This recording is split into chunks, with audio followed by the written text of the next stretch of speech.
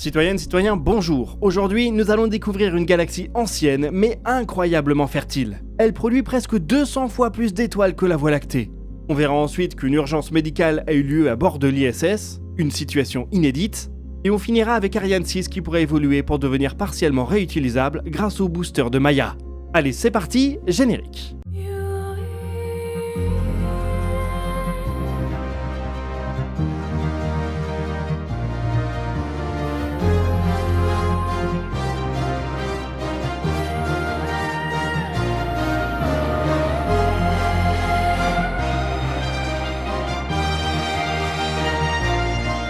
Bienvenue dans DNDE, l'émission qui vous résume l'actualité spatiale tous les mardis à 18h.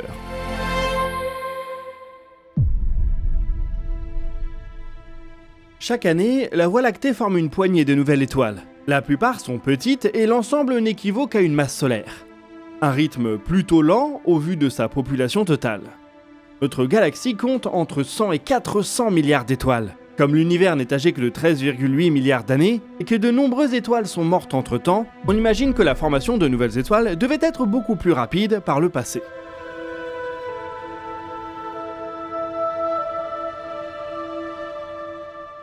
Et en effet, les astronomes estiment que l'univers dans son ensemble ne forme plus beaucoup de nouvelles étoiles. 95% des étoiles qui existeront dans toute son histoire sont déjà formées. C'est particulièrement vrai dans la Voie lactée. Notre galaxie produit peu de nouvelles étoiles, et voit surtout vivre des étoiles qui ont été formées il y a plusieurs milliards d'années, à l'instar du Soleil.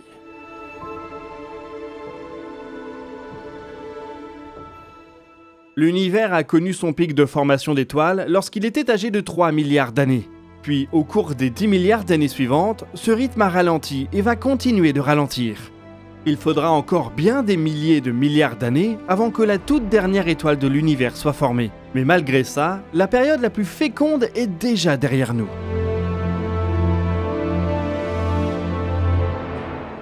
Ainsi, bien que l'histoire de l'univers puisse s'étendre sur des milliers de milliards d'années, presque toutes les étoiles sont nées dans le 1% de cette histoire. En regardant loin dans l'espace et le temps, on peut avoir un aperçu de cette période de production stellaire extrême qui a eu lieu il y a 10 à 12 milliards d'années. Un groupe d'astronomes a ainsi observé une ancienne galaxie Y1 à l'aide d'ALMA, un observatoire en ondes radio. Elle a émis sa lumière lorsque l'univers n'était âgé que de 600 millions d'années. Et elle possède plusieurs particularités. La première, c'est qu'elle subit un événement de fusion. Un phénomène qui a permis aux galaxies primordiales de grossir rapidement. Elle est aussi très riche en poussière. C'est l'objet le plus lointain dans lequel la poussière a été détectée. Le groupe d'astronomes a donc récemment décidé de mesurer la température de cette poussière en poussant ALMA dans ses derniers retranchements. Et leurs résultats montrent qu'elle est particulièrement chaude. 95 degrés Kelvin ou moins 180 degrés Celsius. Alors je vous l'accorde, c'est beaucoup plus froid que la poussière que vous pouvez balayer chez vous, mais pour une poussière du milieu interstellaire qui erre entre les étoiles, c'est incroyablement chaud.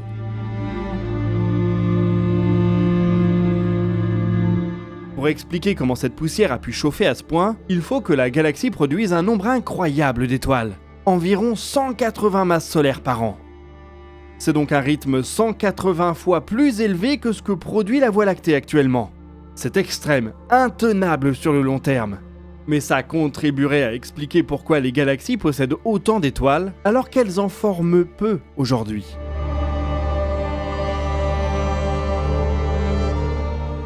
Y1 pourrait au passage résoudre un autre mystère. De nombreuses galaxies primordiales semblent riches en poussière, ce qui est un peu étrange.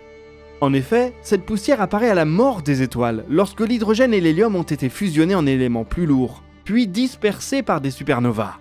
Les galaxies les plus jeunes, celles qui ont encore vu peu de supernovas, devraient donc être riches en gaz, mais relativement pauvres en poussière. Dans Y1, cette poussière est bien présente, mais comme elle est très chaude, elle a la même signature qu'une plus grande quantité de poussière plus froide. Il se pourrait ainsi que les galaxies très poussiéreuses qu'on peut voir dans l'univers primordial soient en fait des galaxies pas si poussiéreuses, mais assez chaudes car elles produiraient beaucoup d'étoiles. La Voie lactée est probablement passée par ces mêmes épisodes il y a bien des milliards d'années.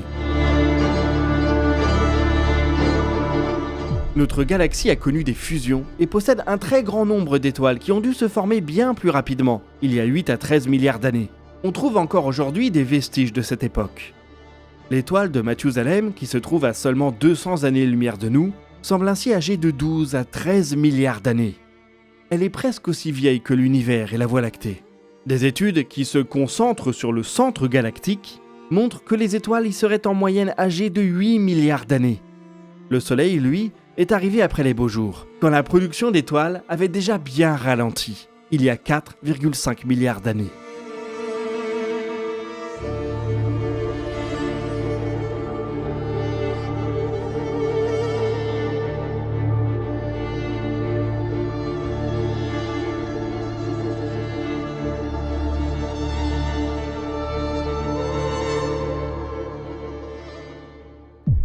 La semaine dernière, la Station spatiale internationale a été le théâtre d'un rare accident dont les contours sont encore assez flous. La NASA a évoqué une situation médicale avec l'un des astronautes actuellement en orbite. Quelques jours plus tard, cela s'est traduit par une décision d'un retour prématuré sur Terre pour les 4 membres de la mission Crew 11. Ils reviendront donc le 15 janvier, environ un mois plus tôt que ce qui était prévu. Sur l'ISS, c'est une première. Les astronautes subissent des sélections très exigeantes, qui demandent notamment une condition physique parfaite. La moindre petite irrégularité cardiaque ou sensibilité dentaire peut rapidement disqualifier un candidat. Les séjours longs en orbite amènent toutefois des conditions physiques qui sont aujourd'hui bien connues. Perte de densité musculaire et osseuse, troubles de la vision, affaissement du cœur et toute une joyeuseté de troubles qui accompagnent l'adaptation du corps à la microgravité. Ces troubles sont aujourd'hui bien connus et les agences spatiales ont mis en place des protocoles bien étudiés pour les minimiser au mieux. C'est donc quelque chose de différent qui amène l'agence spatiale américaine à demander une évacuation. On ne sait pas lesquels des 4 membres de Crew 11 a été affecté, et on ne connaît pas non plus la nature du mal. La NASA préfère préserver la vie privée de ses astronautes. James Polk, le médecin en chef de la NASA, a tout de même précisé que l'incident n'a aucun rapport avec la préparation de l'EVA qui était en cours lorsqu'il a été signalé. Ce qui discrédite donc certaines rumeurs qu'on a vues apparaître sur la toile. Il serait plutôt dû aux opérations habituelles de la station. C'est pour le moment flou et James Polk annonce vouloir préserver la vie privée de l'astronaute concerné et de ses proches.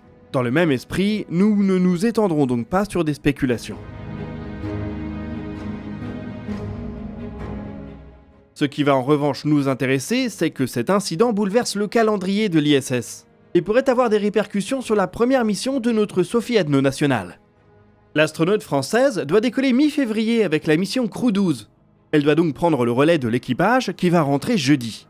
Comme celui-ci revient avec un peu d'avance, est-ce que cela va accélérer les préparations de la mission de Sophie ? La NASA et SpaceX ont annoncé qu'ils allaient étudier la possibilité d'un décollage plus précoce. Sinon, l'ISS devra se débrouiller avec un équipage de seulement 3 personnes pour les 4 prochaines semaines. Ils sont arrivés en novembre sur un vaisseau Soyouz et auront fort à faire pour reprendre le travail de leurs collègues. Des renforts prématurés ne seraient donc certainement pas de trop. Les agences spatiales vont probablement devoir reporter ou annuler les expériences et les opérations de maintenance les moins critiques en attendant Crew 12. Certains d'entre vous se demandent peut-être pourquoi 4 membres d'équipage sont évacués alors qu'un seul d'entre eux est souffrant. C'est une affaire de vaisseau. On ne peut pas faire rentrer un dragon à moitié vide, car les membres d'équipage restés en orbite n'auraient plus de vaisseau et plus de solution d'évacuation d'urgence. C'est un peu ce problème qui a laissé 2 astronautes plus longtemps que prévu en orbite l'année dernière, lorsque leur vaisseau Starliner ne s'est pas montré assez fiable. La desserte de la station, en équipage et en fret, est une affaire complexe qui nécessite des efforts de la part de toutes les nations participantes. L'Europe a rempli sa part de ses obligations grâce au vaisseau ATV, qui a volé à 5 reprises entre 2008 et 2015. Puis, ses efforts se sont concentrés sur le module de service d'Orion et les voyages lunaires. La NASA et l'ESA ont continué leurs négociations et les obligations de l'Europe expliquent en partie pourquoi une nouvelle génération de vaisseaux est en train d'être développée avec le Nix de The Exploration Company et son équivalent chez Thales Alenia Space. Ils permettront éventuellement de mener des missions vers des stations et donc d'assurer la part du travail logistique de l'Europe, voire peut-être de mener des missions indépendantes. Dans le cadre de nouvelles négociations, l'ESA vient d'annoncer qu'elle a trouvé un accord avec la NASA pour que ces missions de retour de l'orbite basse soient prises en compte dans ses obligations vis-à-vis de l'ISS. Je m'explique. L'Europe pourra mener des missions en orbite basse grâce à ces nouveaux vaisseaux, et ces dernières compteront comme un support à la Station spatiale internationale, même s'il n'y a aucun amarrage à la station. Cela devrait permettre de supporter les premières missions de test de ces vaisseaux, sans mettre une pression sur l'ESA à mener rapidement des missions vers l'ISS. Le premier vol de Nyx devrait avoir lieu dans les années qui viennent et participera donc certainement à cet accord. Nyx est présenté comme capable de s'adapter à plusieurs lanceurs. On le verra probablement un jour sur Ariane 6, oui, mais quelle version ? Pour le moment, la fusée a volé dans sa version 62 avec 2 boosters. Elle doit faire son premier lancement en version lourde avec 4 boosters le mois prochain. Par la suite, elle devrait bénéficier de moteurs plus puissants dans sa version Block 2, puis d'un étage supérieur en fibre de carbone dans sa version Block 3. Tout cela devrait améliorer ses performances, mais Ariane 6 souffre toujours d'un handicap par rapport à d'autres fusées de la même génération. Elle fait l'impasse sur la réutilisation. Cela limite les économies possibles et exacerbe les temps de fabrication, ce qui empêche une véritable montée en cadence au-delà de 10 tirs par an. Ariane Group a cependant une petite idée qui pourrait changer cet état de fait. Doter Ariane 6 de boosters réutilisables. Ces derniers seraient plus ou moins des premiers étages de la fusée Maya, fruit de la filière du groupe, et leur développement serait donc déjà presque terminé. Maya Space travaille sur une fusée éponyme depuis 2022. Cette dernière exploitera un premier étage réutilisable et des moteurs au méthane Prometheus. L'entreprise a annoncé il y a quelques jours qu'elle allait lancer sa première fusée cette année en suborbital.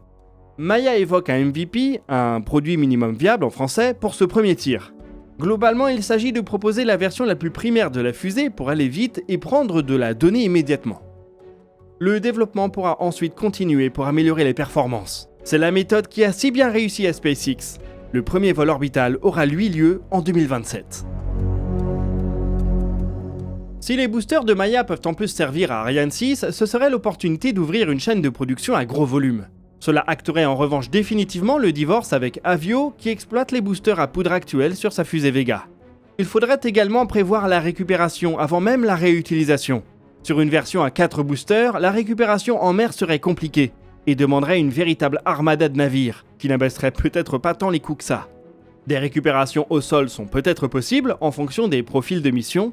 Idéalement, Ariane 6 pourrait devenir la fusée modulaire ultime, 2 ou 4 boosters, ergols solides ou liquides, récupérables ou non.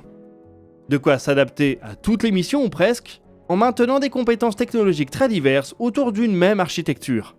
Toute cette expertise pourrait ensuite être mise à profit pour développer un successeur, plus puissant et moins cher, probablement réutilisable. Ariane Group ne doit rien laisser au hasard, car l'entreprise ne sera probablement plus seule sur le coup pour le prochain lanceur lourd européen. Des entreprises allemandes, espagnoles, italiennes et peut-être même françaises vont tenter de faire valoir leur architecture. Et sans le handicap du retour géographique, elles pourraient se montrer plus efficaces et donc plus rapides et moins chères. Pour y parvenir, elles doivent cependant engranger de l'expérience et faire voler des fusées. Dans les jours qui viennent, on va pouvoir suivre le deuxième essai d'Isar Aerospace avec sa fusée Spectrum. On se donnera donc rendez-vous dans les paysages magnifiques du Grand Nord pour espérer cette fois-ci aller un peu plus haut. Il serait temps qu'un acteur du New Space européen atteigne enfin l'orbite.